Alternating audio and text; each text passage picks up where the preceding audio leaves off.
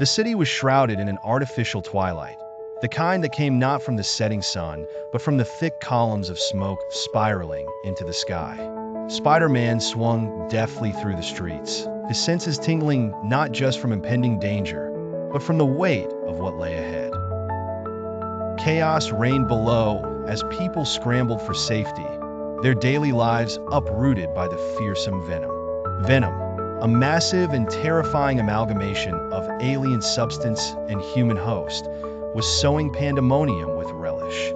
Storefronts were obliterated, cars upturned, and buildings shaken. His deep, guttural laughter cut through the air, reverberating in the back alleys and thoroughfares alike. To him, this was sport a delight in destruction. In the heart of this turmoil stood Spider-Man, resolve etched onto his masked face. Alongside him was Ethan, a young technologist with a keen mind and an indomitable spirit. Ethan had been tangentially pulled into this world of superheroics, his wizardry over gadgets making him an invaluable ally to the web-slinger. "We need a plan," Spider-Man said hurriedly, his voice barely above a whisper, but urgent enough to cut through the cacophony. Ethan adjusted his glasses, frantically going over the capabilities of his hastily designed sonic disruptor. They both knew that Venom's power was colossal, but even the strongest of foes had their kryptonite. In Venom's case, their salvation lay in sound. Amplifying sonic waves had the potential to destabilize the alien symbiote's bond with its host. "It's all about timing," Ethan muttered, glancing at Spider-Man, whose eyes were fixed on Venom, loathing to look away, lest they miss a vital moment. The two set their plan in motion. Spider-Man would engage Venom head-on, drawing his attention away to give Ethan the moment he needed. With a deft leap, Spider-Man entered the fray, webbing barriers to protect the citizens and pulling Venom's interest onto himself.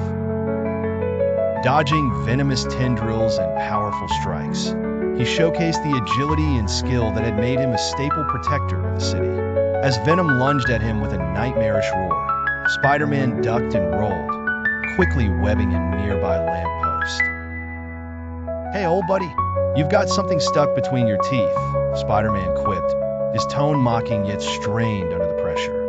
Meanwhile, Ethan fumbled with his sonic device, sweat beading his forehead as he calibrated it to the precise frequency needed.